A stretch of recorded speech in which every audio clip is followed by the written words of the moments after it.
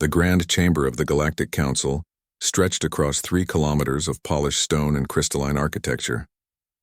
Representatives from 473 species sat in their designated sections, some breathing oxygen, others methane, and some requiring no atmosphere at all. Holographic barriers separated the different environmental zones, creating a patchwork of viable space for the galaxy's most powerful civilizations. Ambassador Sarah Chen stood in the human delegation's modest area, her hands clasped behind her back as she watched the Council's verdict display on the central hologram. For the 3rd time in 15 years, humanity's application for Council membership had been rejected. The vote wasn't even close. "The motion fails," declared High Arbiter Zekthor, his crystalline form refracting light into rainbow patterns across the chamber. The Jothric were the oldest species in the Council, their civilization spanning 40,000 years. Their word carried weight that could reshape galactic politics. Humanity's application for Council membership is denied. The species fails to meet the minimum requirements for technological advancement, cultural stability, and peaceful coexistence. Sarah felt her jaw tighten, but her expression remained neutral. Behind her, the other members of Earth's delegation shifted uncomfortably. They had expected this outcome, but expecting rejection and experiencing it were 2 different things. "The human species," continued a voice that buzzed and clicked through the translation matrix, "remains mired in tribal conflicts and resource wars. Their homeworld still harbors dozens of competing nation-states. They have not achieved the unity required of Council species." This criticism came from a representative of the collective, a hive-minded species that had achieved perfect unity by sacrificing individual thought. Sarah had always found it ironic that they judged others for maintaining diversity of opinion. A 3rd voice joined the chorus of rejection. This one sounded like wind chimes in a gentle breeze, belonging to one of the Vorlai, beings of pure energy contained within magnetic fields. Furthermore, their military capabilities are concerning. For such a young species, they have devoted disproportionate resources to weapons development. This aggressive tendency makes them unsuitable for Council membership. Sarah waited as the voices of rejection continued. Each major power took their turn explaining why humanity wasn't ready, wasn't worthy, wasn't evolved enough to join their enlightened gathering. The smaller species remained silent as they always did. In the Council, power spoke and weakness listened. When the last objection had been recorded, High Arbiter Zekthor's attention turned to the human delegation. "Ambassador Chen, you may address the Council with your response. Please keep your remarks brief." Sarah stepped forward, moving to the speaking platform designated for rejected applicants. It was positioned lower than the Council seats, forcing her to look up at those who had judged her species unworthy. Another subtle reminder of humanity's place in the galactic hierarchy.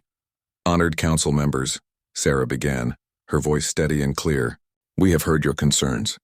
We acknowledge that humanity has not achieved the level of unity you require. We acknowledge our history of conflict. We acknowledge our military capabilities." She paused, letting her gaze sweep across the assembled species. Some looked at her with pity, others with disdain, most with simple indifference. "But I would remind this Council that you mistake restraint for weakness. You see our divided nations and assume chaos. You see our weapons and assume aggression. You see our youth and assume ignorance." The chamber remained silent. Sarah could feel the weight of hundreds of alien stares. Humanity seeks peace. We seek cooperation. We seek partnership with the civilized species of this galaxy. But make no mistake, we will not beg for what we are denied. We will not weaken ourselves to appear less threatening. And we will not forget that when we reached out our hand in friendship, it was rejected. High Arbiter Zekthor's crystalline form seemed to pulse with what might have been amusement. "Is that a threat, Ambassador?" "It's a statement of fact, High Arbiter. Humanity will continue to grow, to expand, to develop, with the Council's guidance or without it. We had hoped for the former. We will proceed with the latter." Sarah bowed formally, then turned and walked back to her delegation. Behind her, she could hear the murmur of conversation rippling through the chamber. Let them talk. Let them dismiss humanity as they had done for decades. The galaxy would learn soon enough. The human delegation left the council chambers in silence, their footsteps echoing through the vast corridors of the station. Only when they reached their shuttle did anyone speak. "They'll never let us in," said Marcus Rodriguez, the delegation's military advisor. Not until we're too powerful to ignore or too dangerous to exclude. Perhaps, Sarah replied, settling into her seat as the shuttle's engines hummed to life. But that day will come sooner than they think. Far across the galaxy in a star system the Jothric had claimed as their sovereign territory, military vessels began to gather. The hegemony's war fleet assembled with practiced efficiency, hundreds of ships moving into formation like a school of metallic fish. Supreme Commander Thelnax observed the gathering from the bridge of his flagship, the Pride of Jathara. His crystalline body reflected the light from dozens of tactical displays, each showing a different aspect of the fleet's readiness. The Council's rejection of humanity was wise, he said to his senior officers, but it does not go far enough. The humans occupy resource-rich systems that would better serve civilized species. Their stubborn independence threatens the stability of nearby sectors. And their military buildup, unchecked by Council oversight, presents a growing danger. You propose intervention, Supreme Commander? Asked his tactical officer. I propose education, Thelnax replied, a harmonic resonance in his voice that indicated satisfaction. The humans must learn their place in the galactic order. They must understand that they are children playing with fire, and that the galaxy's patience has limits. A teaching expedition, then? Precisely. We will demonstrate overwhelming force. We will occupy their primary worlds. We will dismantle their military infrastructure, and we will establish Jothric governance over their territories until such time as they have matured sufficiently to govern themselves. The tactical officer hesitated. The Council has not authorized military action against humanity. Thelnax's laugh sounded like crystal chimes. The Council rejected their membership. They are not a protected species, and once we have secured their systems, the Council will accept the new reality. They always do. Orders flowed through the fleet's communication network. Target coordinates were loaded into navigation systems. Weapons were brought online and calibrated. The Jothric hegemony, the galaxy's second most powerful civilization, prepared to teach humanity a lesson in humility. 3 days later, the message reached Earth. Sarah stood in the emergency command center deep beneath Geneva, surrounded by military officers, government officials, and scientific advisors. The Jothric's declaration of war played on every screen, translated into dozens of human languages. By the authority of the Jothric hegemony, and in accordance with our responsibility as guardians of galactic civilization, we hereby declare a state of corrective intervention with the human species. Your military forces will stand down. Your governments will surrender authority to Jothric administrators. Resistance will be met with appropriate force. This is not a negotiation. This is an education. The message ended. Silence filled the command center. General James Morrison, commander of Earth's Unified Defense Forces, was the first to speak. Assessment? Their main fleet is 3 weeks out from Earth, reported an intelligence officer. Advance forces will reach our outer colonies in 5 days. We're detecting movement across multiple sectors. This isn't a raid or a limited action. They're coming in force. How much force? Initial estimates suggest 200 capital ships, supported by over 1,000 smaller vessels. It's the largest military deployment we've ever seen. Morrison turned to Sarah. You were right, Ambassador. They didn't just reject us. They decided to put us in our place. Sarah stared at the tactical display showing the incoming threat. Red icons marked enemy fleet positions, creeping steadily toward the blue symbols that represented human space. They think we're weak. They think our divisions make us vulnerable. They think our small military means we can't fight. Can we? Asked the Prime Minister of the European Federation. Sarah's expression hardened. They're about to find out what humanity does when backed into a corner. General Morrison, activate all defensive protocols. Contact our colony worlds and send a message to the fleet. What message? Tell them it's time. Tell them to come home. All of them. Morrison nodded and began issuing orders. Around the command center, the machinery of war hummed to life. Sarah watched the activity with a mixture of dread and determination. Humanity had spent centuries preparing for this moment, even if they hadn't known the exact form it would take. Every conflict, every war, every near-extinction event had taught them lessons that peaceful species never learned. They had hoped those lessons would never be needed. That hope had just died. Across human space, the call went out. Colony defense forces went to maximum alert. Merchant ships began emergency evacuations of civilian populations, and from the outer reaches of the solar system where humanity had built in secret and in shadow, came a response. Hidden shipyards lit up like new stars as they activated their main reactors. Vessels that had been listed as civilian transports dropped their camouflage to reveal weapon systems. Asteroid bases that officially didn't exist began launching their defensive platforms. And from the Oort cloud, where the official maps showed nothing but ice and rock, emerged the core of Earth's actual military fleet. Humanity had learned many things during its violent history. One of the most important lessons was simple: hope for peace but prepare for war. The Jothric were about to learn what happened when you attacked a species that had elevated survival to an art form.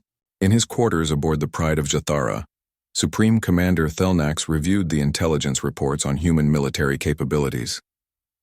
The data showed a modest defense force, suitable for protecting against pirates and minor threats but laughably inadequate against a hegemony war fleet. Primitives, he murmured to himself. They will learn, they will submit, and they will thank us for teaching them their place. He had no way of knowing that human intelligence reports were equally detailed about Jothric capabilities. He had no way of knowing that humanity had been preparing for this confrontation since the day they first encountered alien life. He had no way of knowing that Earth's apparent weakness was the most elaborate deception in human history. Supreme Commander Thelnax had made the fatal mistake of believing humanity's diplomatic posture reflected their military capability. He had assumed that a species asking for peace must be incapable of war. He would realize his error soon enough. As the Jothric fleet continued its approach and as humanity's true strength began to reveal itself, the galaxy watched. Some species felt sympathy for the humans, about to be crushed by a superior force. Others felt satisfaction that the upstart species would be put in their place. None of them understood what was really about to happen. The storm was gathering, and when it broke, it would be measured not in rain but in fire. The first shots of the war were fired at Kepler Station, a small human outpost in the frontier regions. The station housed 300 civilians, mostly miners and their families, who had come seeking opportunities in the asteroid-rich system. They never had a chance. 3 Jothric destroyers entered the system with weapons hot, their crystalline hulls gleaming in the light of the system's twin stars. They didn't bother with demands for surrender. They simply opened fire, their energy weapons carving through the station's modest shields like a blade through paper. The station's distress call reached Earth 70 minutes later, along with sensor recordings of the attack. By the time the message arrived, Kepler Station was a debris field and 300 human beings were dead. In the emergency command center, General Morrison watched the footage in silence. The attack had been methodical and efficient. The Jothric hadn't even slowed down after destroying the station. They had simply continued on their course heading deeper into human space. "They're not taking prisoners," said Admiral Elena Vasquez, commander of the Outer System Defense Fleet. "They're not trying to occupy. They're sending a message." "They succeeded," Morrison replied grimly. "What's our response time?" "The Third Fleet can reach Kepler's location in 18 hours. But sir, by then the Jothric will be 2 systems deeper into our territory." Morrison studied the tactical display. Red icons representing enemy forces were spreading through human space like drops of blood in water. Dozens of ships moving in coordinated groups hitting outposts and colonies with overwhelming force. "They're trying to draw us out," he said. "Force us to split our forces, chase them across multiple systems. Classic strategy. Do we take the bait?" "No." Morrison's expression hardened. "Let them come. Every system they penetrate brings them closer to the trap." On the bridge of the Pride of Jathara, Supreme Commander Thelnax received reports of the early engagements with satisfaction. Human resistance had been minimal. Their outpost fell quickly. Their distress calls went unanswered by any significant military response. As expected, he told his officers, the humans scatter before us like sand before the wind. Their so-called military strength was an illusion born of ignorance. They have no concept of real warfare. "We're detecting some unusual readings from the inner system," reported the sensor officer. "Multiple energy signatures that don't match our intelligence data. Elaborate. Several objects previously classified as civilian vessels are showing power outputs inconsistent with merchant ships. And there are significantly more defensive platforms than our surveys indicated. Thelnax dismissed the concern with a harmonic wave. Fear makes them desperate. They're probably overloading their civilian reactors, hoping to intimidate us with false strength. Continue the advance. The fleet pushed forward, encountering scattered resistance from human patrol ships. These encounters were brief and one-sided. Human vessels would engage with missiles and kinetic weapons, then retreat when faced with the Jothric's superior firepower and shielding. To Thelnax, it confirmed everything he believed about humanity. They were children with weapons they didn't truly understand, fighting a war they couldn't hope to win. The first hint that something was wrong came at the Proxima system.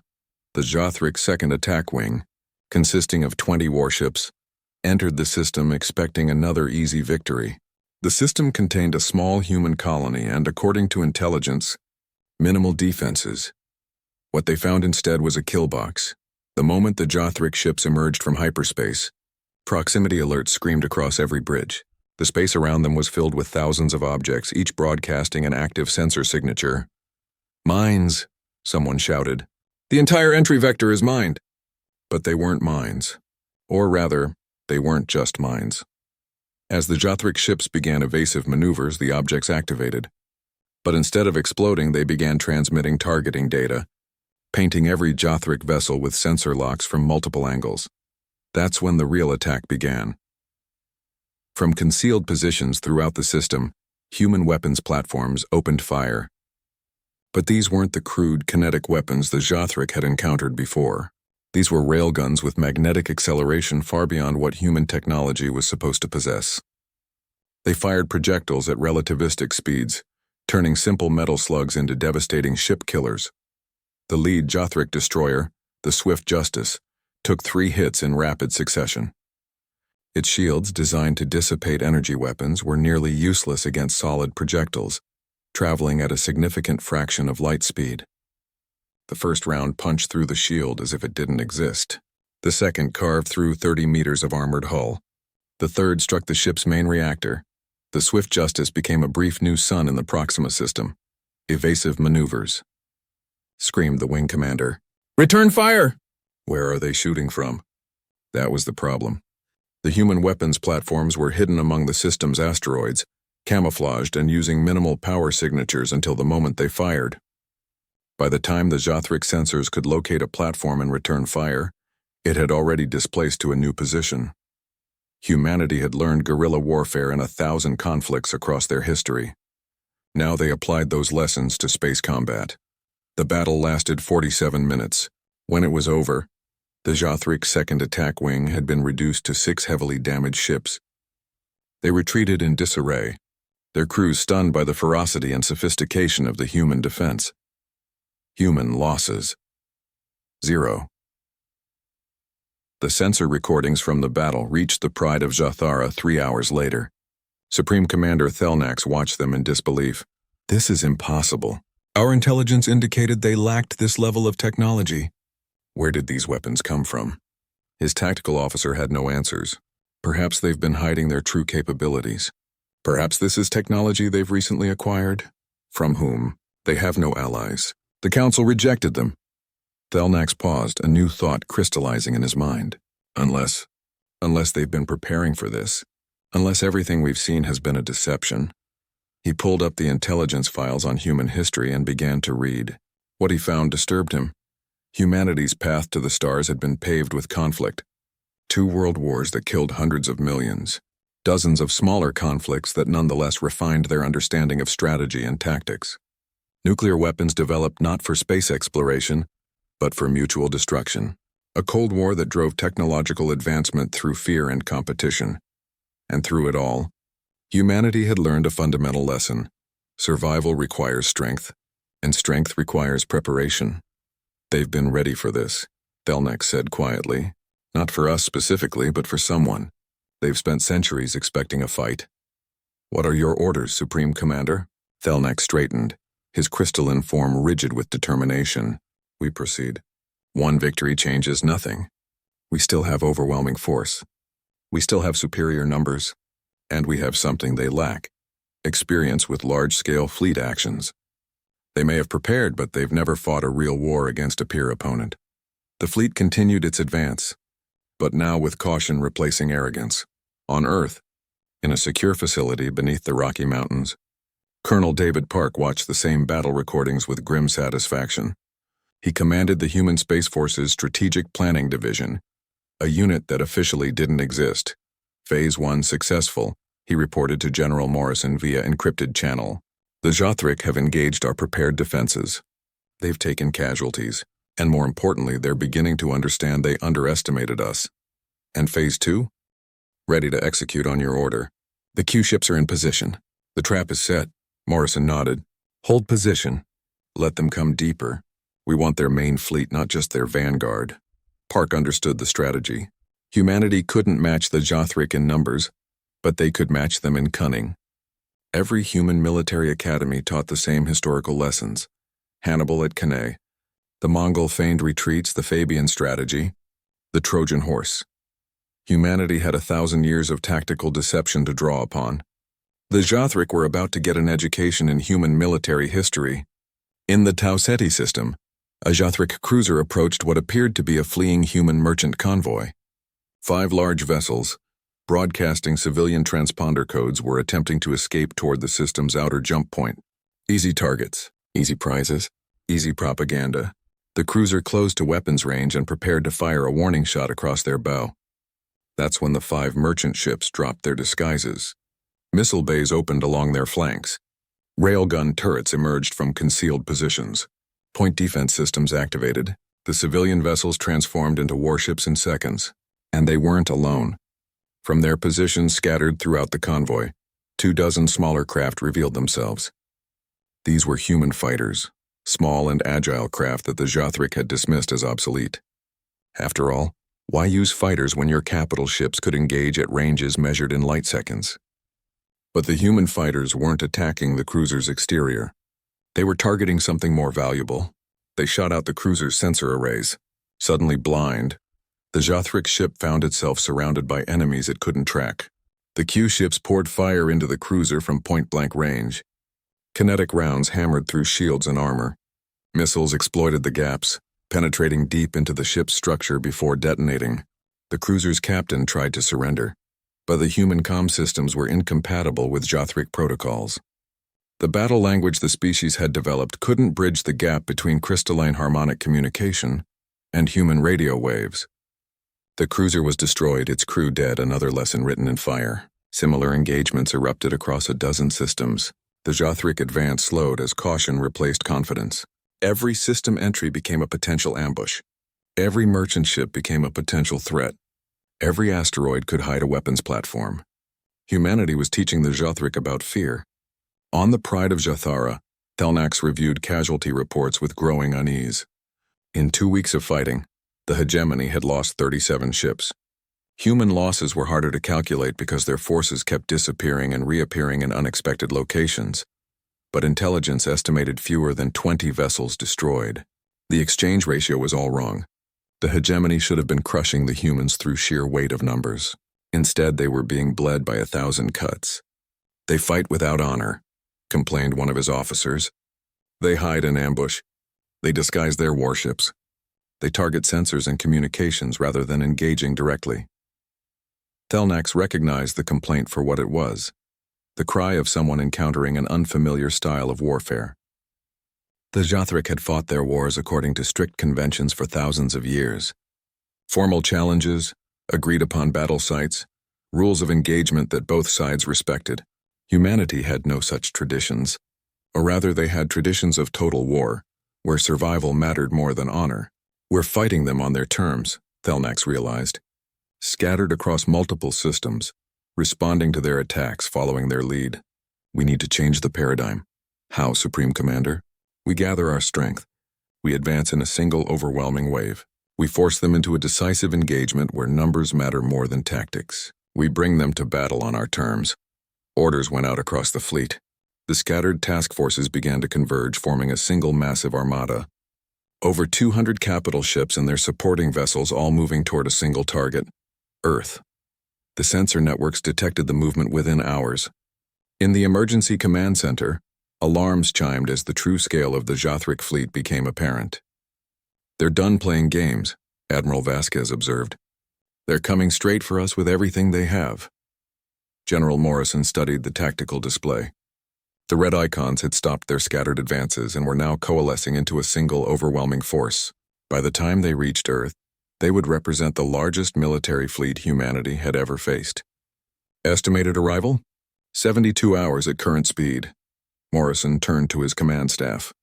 This is it. This is the moment we've been preparing for. Signal all fleets, return to Sol. It's time to show the Jothric what humanity really is. And if we lose? Someone asked quietly. Morrison's expression was granite. Then we'll make sure they remember the cost. We'll make sure every species in the galaxy knows that humanity doesn't go quietly. We'll burn so bright in our dying that the galaxy will never forget. He paused, then added more quietly, but we're not going to lose. Across human space, the scattered defense fleets received their orders and began the journey home. Q-ships dropped their disguises permanently, transforming from hunters into frontline warships. Colony defense forces prepared to join the main fleet, knowing they were leaving their homes vulnerable, but understanding that the real battle would be at Earth.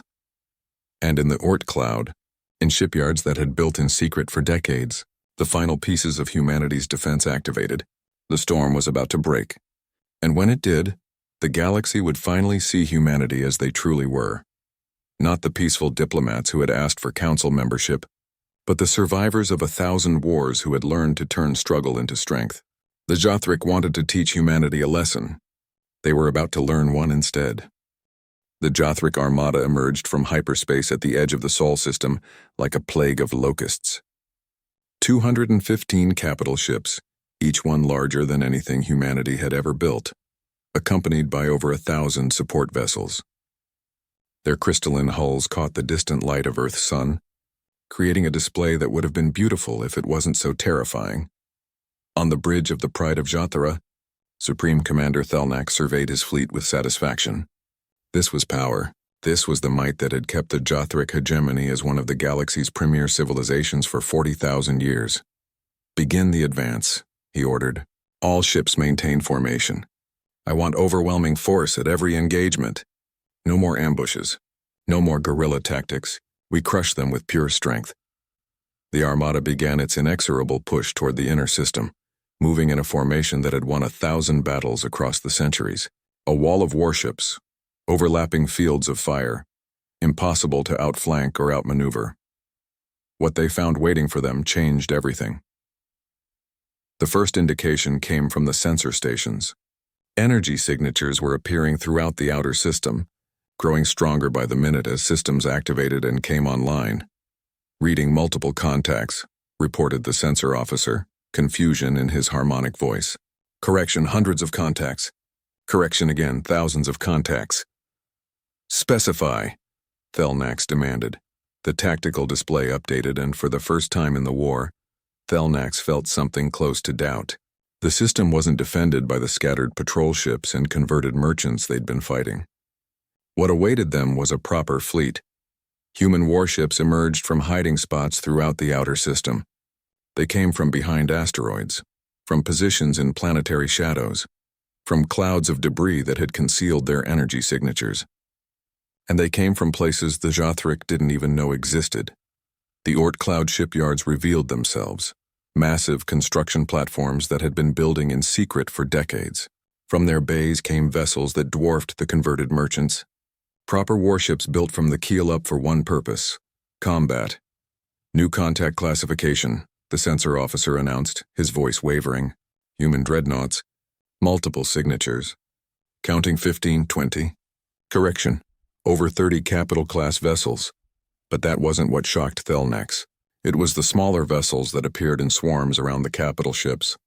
Thousands of them. From fighters to frigates, from missile boats to electronic warfare platforms. An entire fleet hidden and waiting. How? He whispered. How did they hide this? His intelligence officer had the answer, pulled from rapidly updating analysis. Commander, reviewing the data. These ships weren't hidden. We saw them.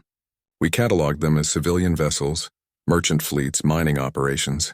They've been building a military fleet in plain sight, disguised as civilian infrastructure. It was brilliant. It was devious. It was exactly what a species with humanity's history would do. Admiral Vasquez stood on the bridge of the UDFS Indomitable, Earth's newest and largest warship. Around her, the command crew worked with practiced efficiency, their faces showing the calm that came from months of preparation for this moment. All ships report ready, her tactical officer announced. Signal from General Morrison. You are free to engage at your discretion. Vasquez allowed herself a small smile. Open a channel to the Jothric fleet. All frequencies, all protocols. I want to make sure they understand this. A moment later, she spoke, her words being translated into every known galactic language. Jothric vessels. This is Admiral Elena Vasquez of the United Defense Forces of Sol. You have invaded our space. You have killed our people. You have declared war on humanity. We tried to warn you. We tried to tell you that you were making a mistake. You didn't listen. She paused, letting the silence stretch. So now we'll teach you. Now we'll show you what humanity really is. We are the children of Earth, and Earth has never been kind to her children. We are forged in fire, tempered by ice, and hardened by 1,000 struggles you can't imagine. We have fought our way up from caves to conquer our own world, and we won't let you take it from us. Another pause. You wanted to teach us our place. Class is now in session. The human fleet opened fire. What followed wasn't a battle. It was a demonstration of the fundamental difference between species that had evolved in peace and species that had clawed their way up through endless conflict. The Jothric fought with precision and coordination, their formations perfect, their tactics drawn from 40,000 years of military tradition. It wasn't enough. Humanity fought with fury and innovation. Their ships moved in patterns no military academy would teach, breaking formation to exploit openings, regrouping in seconds to mass fire on vulnerable targets. Their weapons were a chaotic mix of technologies, from railguns firing at relativistic speeds to missiles that could change course mid-flight, from directed energy weapons to simple kinetic kill vehicles. But it was their tactics that truly shocked the Jothric. Human ships would deliberately take damage to get close to enemy vessels, trading armor for position. Fighter craft would perform suicide runs to blind enemy sensors. Support ships would ram larger vessels, their crews sacrificing themselves to create openings for their comrades. To the Jothric, raised in a culture where war was formal and controlled, it seemed insane. To humanity, raised on stories of Thermopylae and Alamo, of holding the line no matter the cost, it was Tuesday. Sub-Commander Kelthera commanded a Jothric heavy cruiser on the fleet's port flank. He watched in horror as human forces tore through the formation like sharks through a school of fish. A human dreadnought emerged from behind Jupiter's moon Io, firing as it came. Its railguns hammered the cruiser ahead of Kelthera, punching holes through shields and armor. The Jothric vessel tried to return fire, but human fighters were already on it, missiles targeting its weapon emplacements with surgical precision. Target that dreadnought, Kelthera ordered. All weapons concentrate fire. His ship's energy weapons lanced out, striking the human vessel's shields. They held. The humans had been studying Jothric weapons technology for years, building defenses specifically designed to counter it. Then the human ship returned fire, and Kelthera understood the difference between their technologies. The Jothric had advanced energy shields, sophisticated sensors, and powerful directed energy weapons. The humans had taken every weapon humanity had ever conceived, from Stone Age to Space Age, and adapted them for void combat. Railgun rounds traveling at a fraction of light speed, missiles with nuclear warheads, particle beams, lasers, kinetic kill vehicles, chemical explosives launched by magnetic catapults. Even in some cases, clouds of simple ball bearings deployed at high velocity to shred incoming fighters. It was crude. It was inelegant. And it was devastatingly effective. They fight like animals, someone said on the bridge. Kelthera shook his head, understanding something his crew didn't. No, they fight like survivors. There's a difference. The battle raged across the outer system, moving slowly inward as the Jothric tried to push through to Earth. But for every light hour they advanced, the humans made them pay in blood and metal. On the Pride of Jathara, Belnax watched his carefully planned assault fall apart. The problem wasn't that the humans were winning. It was that they were willing to accept casualties that no civilized species would tolerate. They traded ships for kills at a rate that made no strategic sense. The Jothric armada emerged from hyperspace at the edge of the Sol system like a plague of locusts. 215 capital ships, each one larger than anything humanity had ever built, accompanied by over 1,000 support vessels. Their crystalline hulls caught the distant light of Earth's sun, creating a display that would have been beautiful if it wasn't so terrifying. On the bridge of the Pride of Jathara, Supreme Commander Thelnak surveyed his fleet with satisfaction. This was power.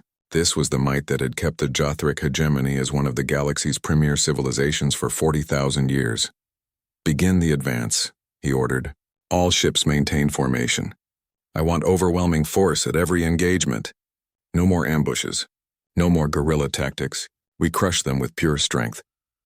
The Armada began its inexorable push toward the inner system, moving in a formation that had won 1,000 battles across the centuries.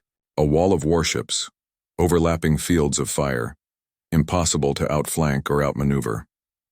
What they found waiting for them changed everything. The first indication came from the sensor stations.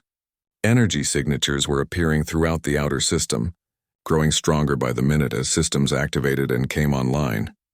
"Reading multiple contacts," reported the sensor officer, confusion in his harmonic voice. "Correction, hundreds of contacts. Correction again, thousands of contacts." "Specify," Thelnax demanded. The tactical display updated, and for the first time in the war, Thelnax felt something close to doubt.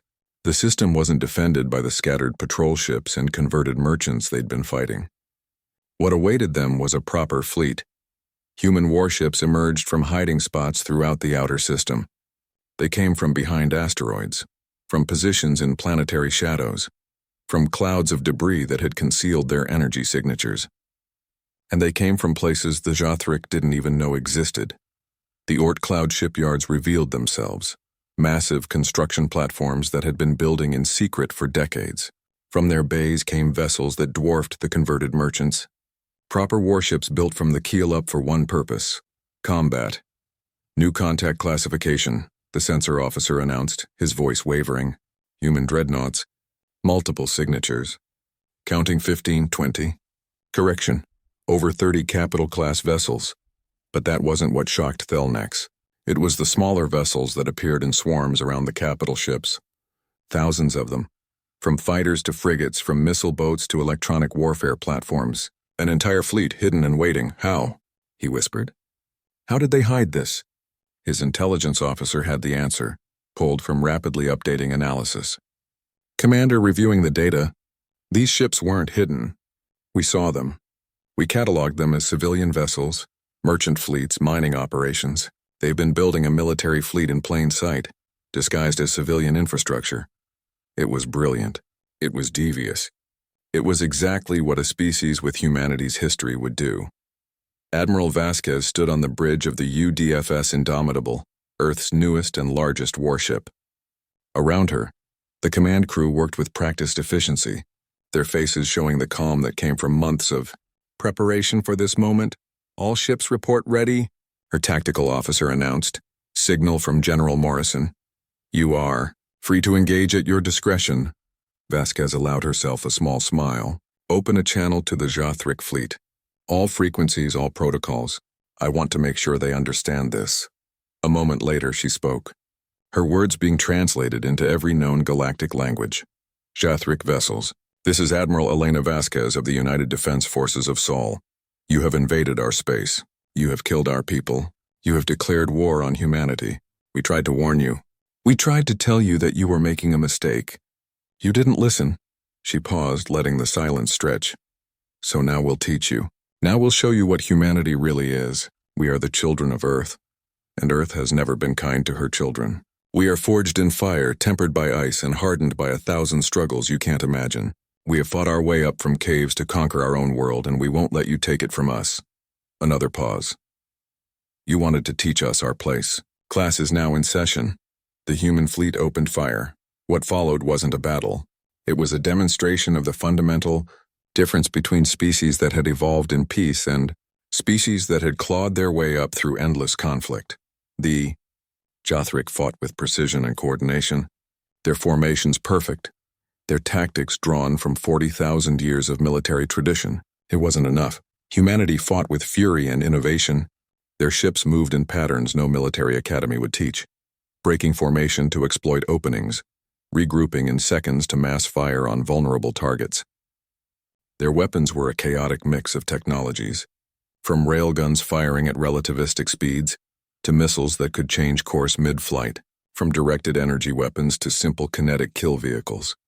But it was their tactics that truly shocked the Jothric.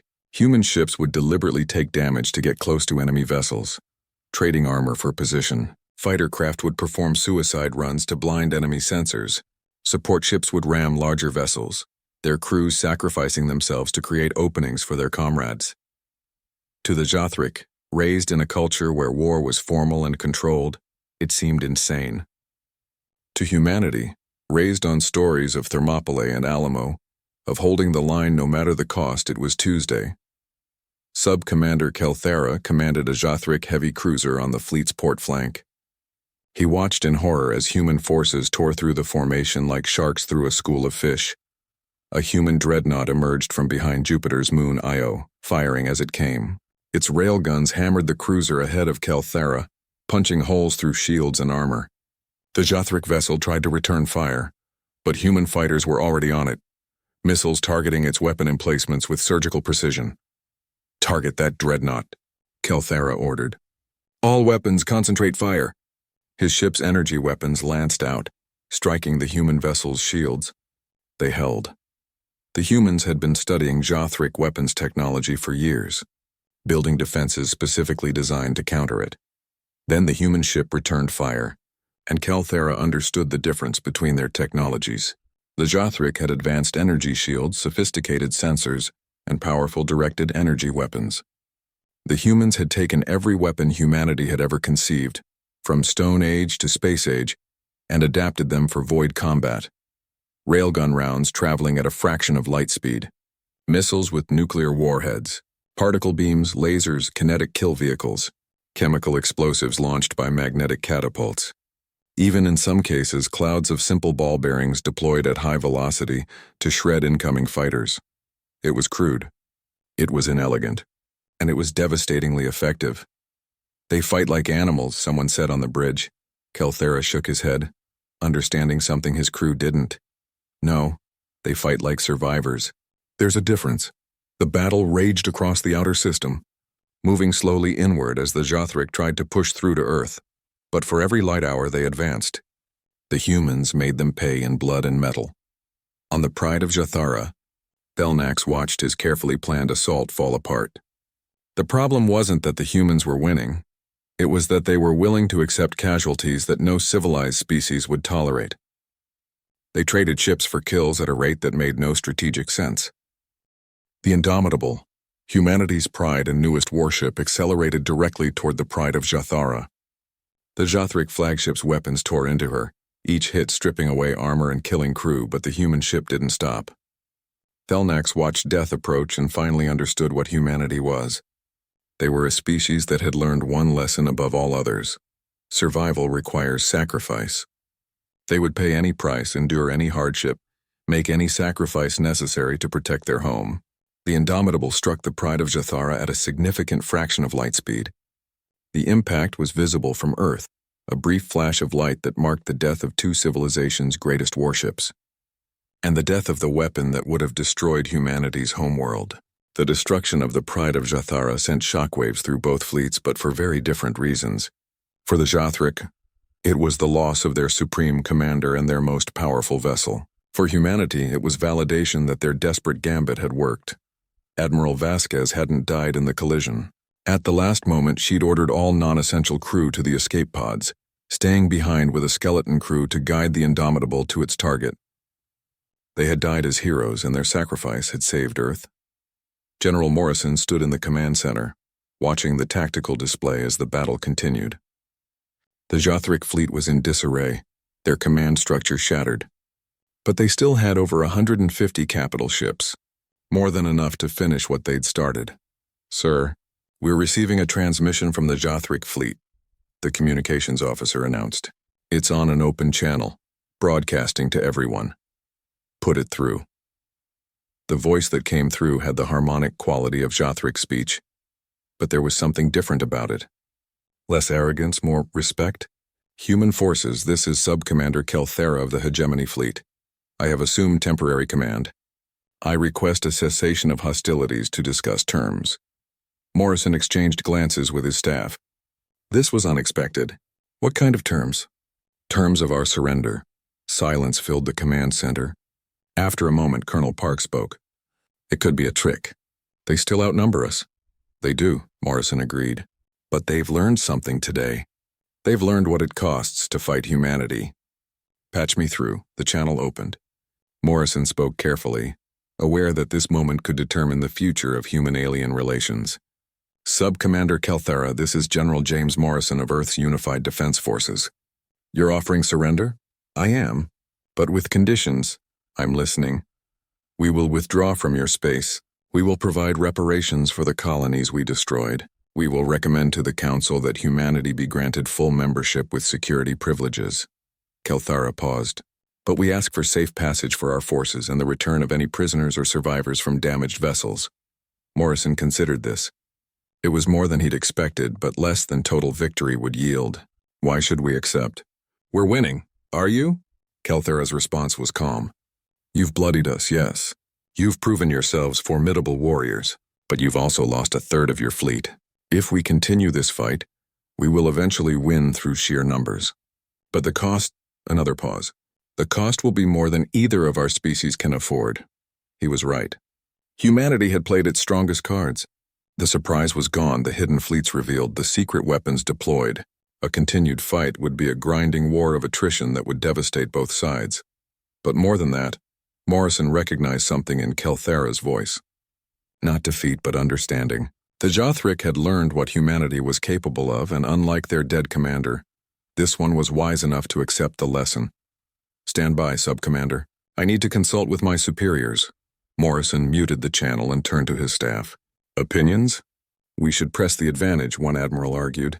Drive them from our space completely. Show the galaxy that humanity can't be threatened. We've already shown that, Colonel Park countered. Now we need to show that we can be merciful, that we're not monsters who only know destruction. Morrison nodded slowly. Park was right. Humanity had spent this war demonstrating its capacity for violence. Now they needed to demonstrate their capacity for reason. Open the channel, he ordered. Sub-Commander Kelthera, humanity accepts your terms with one addition. You will provide us with full intelligence on your weapon systems and defensive technology. We want to ensure this never happens again. Agreed. And General Morrison? Kelthera's voice carried something that the translator interpreted as weariness. For what it's worth, you have my respect. I have fought in 17 campaigns across the galaxy. I have never encountered an enemy like humanity. You fight as if every battle is your last, as if every engagement decides your species' survival. That's because it does, Morrison replied quietly. That's always been true for us. Every war, every conflict, every struggle has been a fight for survival. We can't afford to fight any other way. I understand that now. Too late, but I understand. The ceasefire took effect within the hour. Human and Jothric forces stopped firing, began search and rescue operations for survivors, and slowly, carefully, began the process of peace. But the war wasn't over yet. Its echoes were about to spread across the galaxy. On the council station, the same chamber where humanity had been rejected, now filled with panicked voices. Representatives from hundreds of species watched the battle recordings that had been transmitted across the galaxy. What they saw shocked them. Humanity, the primitive species they'd dismissed, had fought the Jothric hegemony to a standstill. More than that, they demonstrated military capabilities that rivaled the galaxy's great powers. The recordings showed human warriors fighting with a ferocity that terrified species who had forgotten what real war looked like. High Arbiter Zekthor called for order, his crystalline form pulsing with agitation.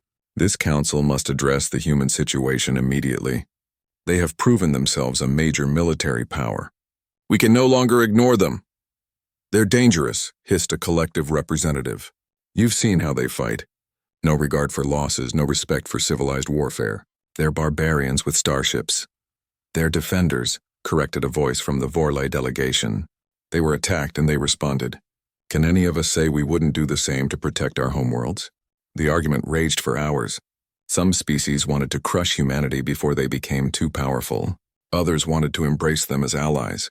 Still others advocated for containment, quarantining human space to prevent their influence from spreading. Ambassador Sarah Chen, who had been kept on the station during the war, listened to the debate with a mixture of satisfaction and sadness. Humanity had proven itself, but at such a terrible cost. Finally, she was granted permission to address the council. She stood at the same podium where she'd been rejected months earlier. But now the eyes that watched her held a different light, not pity or disdain, but fear and respect. "Honored council members," she began, "you're debating what to do about humanity as if we're a problem to be solved. But you're asking the wrong question. The question isn't what you should do about us. It's what we should do together." She pulled up a holographic display showing the battle statistics. Humanity lost over 80 ships in the defense of our homeworld. Over 20,000 personnel died. Our colonies were attacked, our people killed. And yes, we fought back with everything we had. But do you know what we didn't do? Sarah paused, letting the question hang in the air. We didn't use planet-killing weapons on Jothric worlds. We didn't target civilian populations. We didn't pursue total annihilation even when we had the capability. Because despite what some of you think, humanity doesn't seek destruction. We seek survival. And we learned long ago that true survival requires not just the strength to fight, but the wisdom to know when to stop. A representative from a minor species raised a tentacle, but your tactics, your willingness to accept casualties, your brutal efficiency, these things frighten us. Good, Sarah replied bluntly. They should frighten you. They should frighten anyone who thinks they can attack humanity without consequence. But they should also give you hope. Because the same species that fought so fiercely to defend its home is also the species that's now offering peace to its attackers. We're offering the Jothric not just survival, but partnership, because we believe in tomorrow more than we believe in yesterday's wars. High Arbiter Zekthor studied the human ambassador for a long moment. You speak of partnership. What would humanity bring to such an arrangement? Protection, Sarah answered immediately. You've seen what we can do in defense of our home. Imagine what we could do in defense of our allies. The galaxy is a dangerous place. Pirates, raiders, hostile species on your borders. Humanity has spent its entire existence learning how to fight and survive. We're offering to put that expertise to work for peace instead of war. And in return, technology, knowledge, a place at the table. Not as subordinates or primitives, but as equals.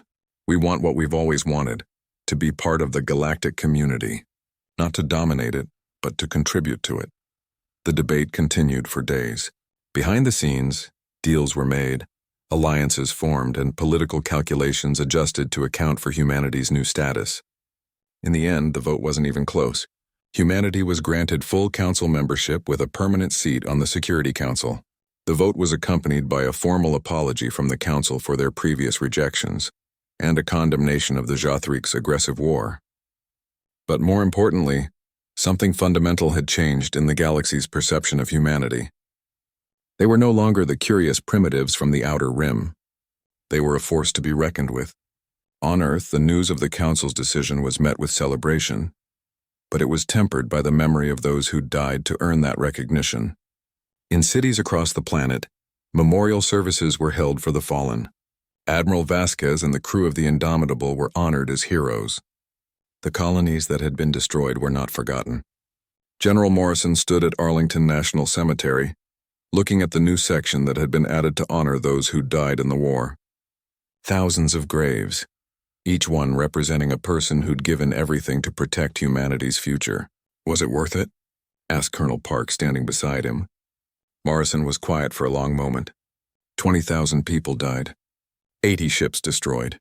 Entire colonies wiped out. If you'd asked me before the war if council membership was worth that price, I would have said no. And now? Now I know it was never about council membership.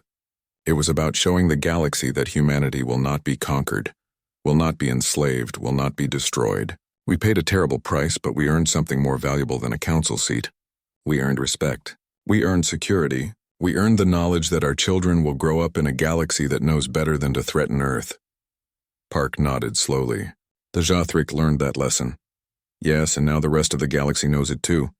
We are not weak. We are not helpless. We are humanity, and we bow to no one.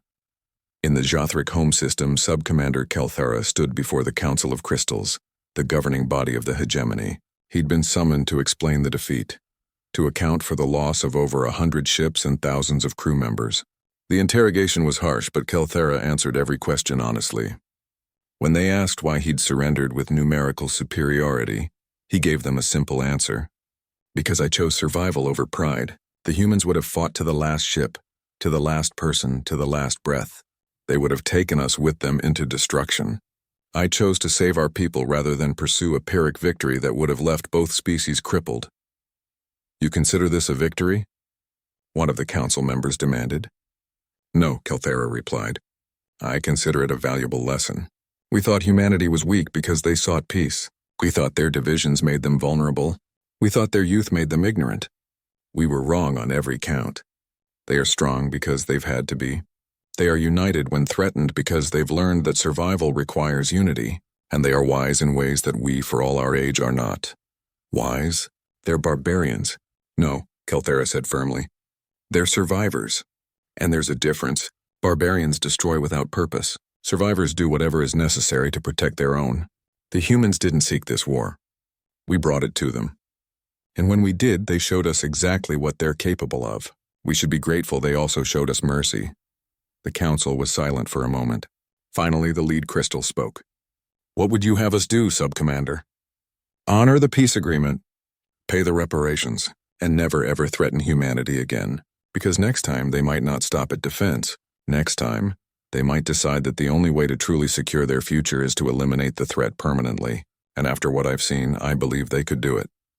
The Jothric hegemony, one of the galaxy's oldest and most powerful civilizations, accepted Kelthara's wisdom. They would honor the peace, pay the reparations, and remember the lesson that humanity had taught them. Across the galaxy, other species watched and learned. Some saw opportunity in humanity's emergence, potential allies in a dangerous universe. Others saw a threat that needed to be contained or eliminated. But all of them saw that humanity had changed the balance of power in the galaxy. The storm had broken. The fire had burned. And when the smoke cleared, humanity stood not as conquerors, but as a species that had earned its place among the stars through blood, sacrifice, and the unwavering determination to survive. The galaxy would never underestimate Earth again. 5 years had passed since the war ended, and the galaxy had changed in ways no one could have predicted. Earth's moon served as headquarters for the newly formed Galactic Defense Initiative, a joint military force that combined human tactical expertise with alien technology. Ships from a dozen species trained together in the lunar orbital facilities, learning from each other's strengths and compensating for each other's weaknesses. Commander Lisa Park, daughter of the late Colonel David Park who died in the final battle, walked through the training center's observation deck. Below her, human Marines sparred with Jothric warriors in hand-to-hand combat exercises. It was a sight that would have been unthinkable just years ago. Strange, isn't it? Said a harmonic voice beside her. She turned to see Kelthara, no longer a sub-commander but now an admiral in the reformed hegemony fleet and liaison officer to the GDI. 5 years ago, we were trying to kill each other. Today, we train together. Lisa nodded. My father used to say that yesterday's enemy can be tomorrow's ally. I never really understood what he meant until now. Your father was wise. I wish I could have met him. He would have liked you, I think. He respected warriors who learned from their mistakes. They stood in comfortable silence watching the training exercises. The Marines and Jothric had developed a mutual respect born from studying each other's combat techniques. The humans had learned precision and discipline from the crystalline warriors. The Jothric had learned adaptability and improvisation from the humans. Report from the frontier sector, an aide interrupted, handing Lisa a data pad. The Krill raiders hit another colony.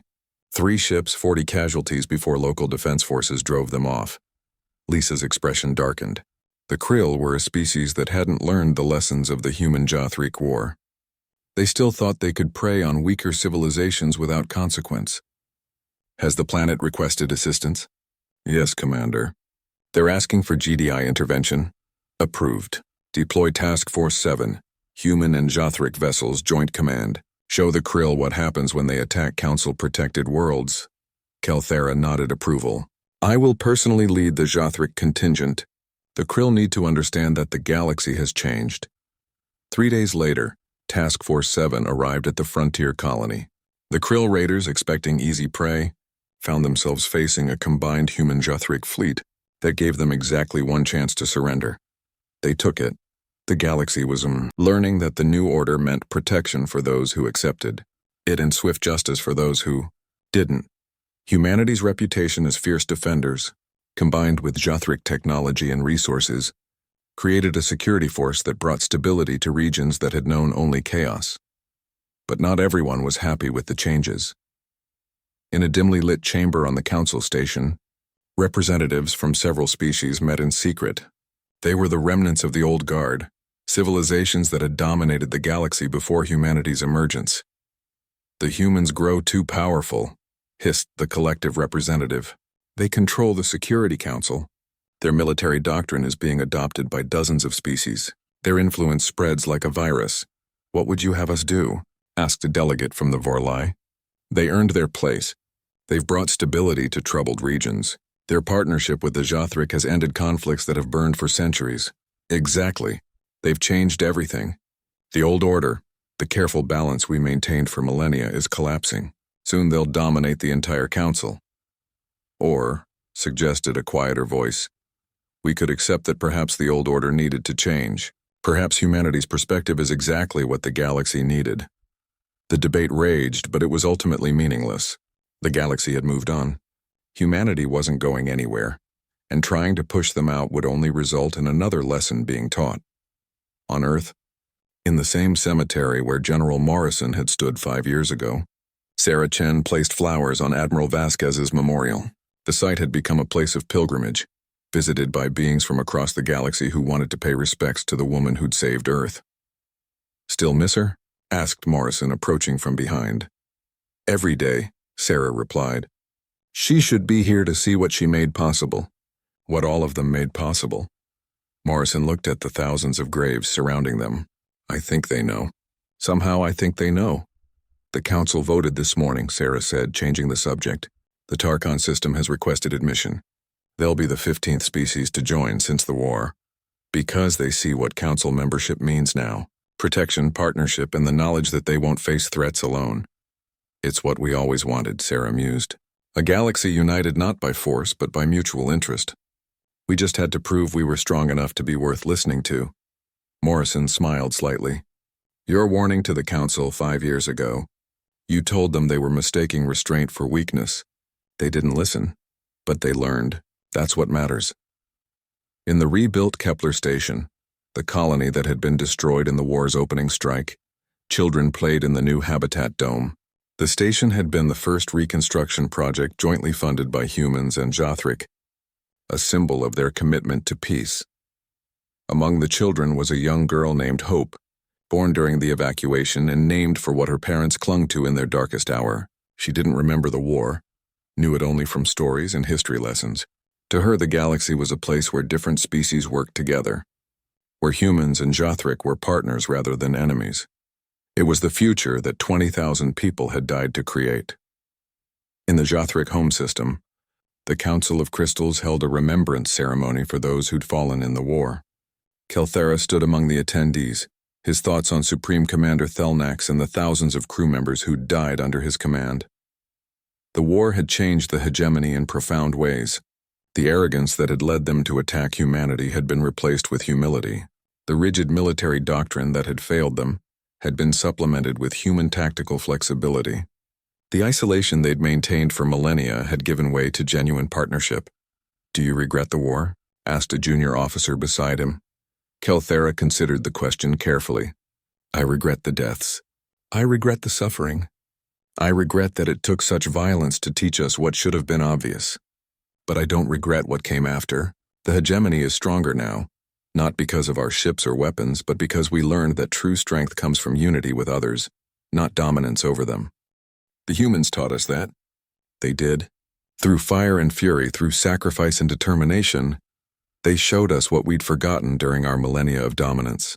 That survival requires not just strength, but the wisdom to use it properly. That peace is not weakness, but the ultimate strength." Back on the council station, High Arbiter Zekthor prepared for the ceremony that would officially recognize the 5-year anniversary of the war's end. Representatives from every council species would attend, along with special delegations from humanity and the Jathric hegemony. The council chamber had been transformed for the occasion. Where once there had been a hierarchy of seating, with the powerful species positioned above the weak, now there was a circular arrangement, all species equal, all voices valued. Humanity had insisted on the change, and their reputation was such that no one had dared argue. Ambassador Chen, now Earth's permanent representative to the council, stood at her species' position. Beside her, in a gesture that would have shocked observers 5 years ago, stood Admiral Kelthera, representing the Jathric as a guest of honor. "My friends," Zekthor began, his crystalline form pulsing with emotion, "we gather today to mark 5 years since the end of the human-Jathric War. It was a conflict that shocked the galaxy, challenged our assumptions, and ultimately changed us all for the better."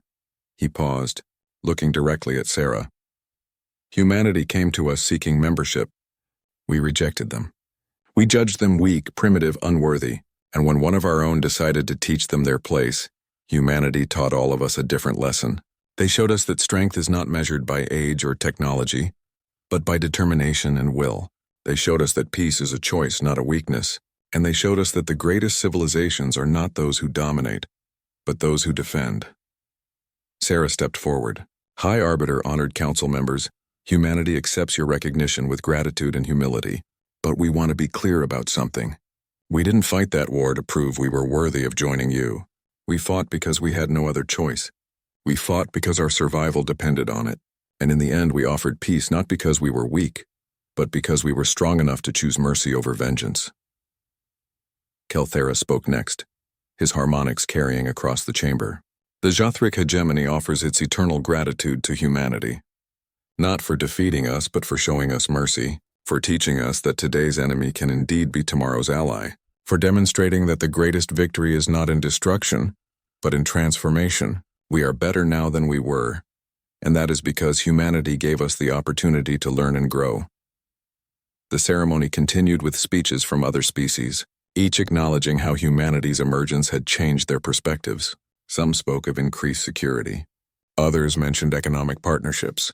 Still others talked about the cultural exchange that had enriched all their civilizations. But the most powerful moment came at the end, when a holographic memorial appeared in the center of the chamber. It displayed the names of all who had died in the war, human and Jathric alike, civilian and military, from both sides of the conflict. 23,417 names. Each one represented a life cut short, a future stolen, a family torn apart. The price of the galaxy's education had been paid in blood and tears. "Let us remember," Sarah said softly, her voice somehow carrying through the vast chamber, "that peace is not free. It is purchased with sacrifice, maintained through vigilance, and preserved by the courage to defend it when necessary. These names represent that price. Let us ensure their sacrifice was not in vain." The chamber observed a moment of silence. Then, one by one, representatives from every species approached the memorial, paying their respects to the fallen. Human and alien alike, they acknowledged the cost of the new order. When the ceremony ended, Sarah and Kelthera walked together through the station's corridors. They'd become unlikely friends over the years, bound by shared experience and mutual respect. "Do you think it will last?" Kelthera asked. "This peace we've built?" Sarah considered the question. "Nothing lasts forever, but I think we've laid a strong foundation. The galaxy has learned that cooperation is better than conflict, that partnership is stronger than dominance. As long as we remember those lessons, as long as we honor the sacrifice of those who died to teach them, we have a chance. And if someone forgets, if another species decides to test humanity's resolve," Sarah's expression hardened slightly, a reminder that beneath the diplomat was a warrior, "then we'll teach the lesson again. Not because we want to, but because we must. Because the alternative is to let aggression go unanswered, and that would dishonor everyone who died to create this peace." Kelthara nodded, understanding. This was the duality of humanity that the galaxy had learned to respect. They were diplomats who sought peace, but warriors who could wage war with devastating effectiveness. They would always prefer negotiation, but they would never hesitate to fight when fighting was necessary. It was what made them such valuable allies and such dangerous enemies. On Earth, in a small apartment in Tokyo, an old woman watched the council ceremony on her view screen. Her name was Jennifer Vasquez, mother of the admiral who'd sacrificed herself to save Earth. She'd been invited to attend the ceremony in person, but she'd declined. Her grief was private, not something to be displayed for galactic consumption. But as she watched the memorial display with her daughter's name among the fallen, she felt a measure of peace. Elena had died protecting what she loved, and that death had meant something. It had bought humanity's future. It had earned respect for Earth. It had created the possibility of a better galaxy. "You did it, Mihika," Jennifer whispered to the screen. "You saved us all." And across the galaxy, in 100 different worlds and 1,000 different languages, similar sentiments were being expressed. Parents mourning children, children honoring parents, friends remembering friends. The war had touched every human family and many alien ones. But from that shared grief had come something precious: understanding. The galaxy understood humanity now, understood what drove them, what they valued, what they would die to protect. And that understanding had become the foundation of a peace that promised to endure. Years would pass. Generations would be born who knew the war only from history books. The galaxy would face new challenges, new threats, new opportunities. But the lessons learned in fire would not be forgotten. Humanity had answered the galaxy's dismissal with a storm of fire. But when the storm passed, they had offered a hand of friendship to their former enemies. And in doing so, they had proven that their greatest strength wasn't their weapons or their tactics or their determination. It was their capacity for growth, for forgiveness, for building something better from the ashes of war. The galaxy had claimed humanity was weak. Earth had answered with fury. And then, when the fury subsided, humanity had answered with something even more powerful: hope. Hope for a better future. Hope for lasting peace. Hope that the sacrifices of the past would create a better tomorrow. And as the memorial lights flickered in the council chamber, displaying 23,417 names, that hope seemed not just possible, but inevitable. The storm had passed. The fire had cooled. And in its place stood a galaxy forever changed by the species it had once dismissed as weak, primitive, and unworthy. They would never make that mistake again,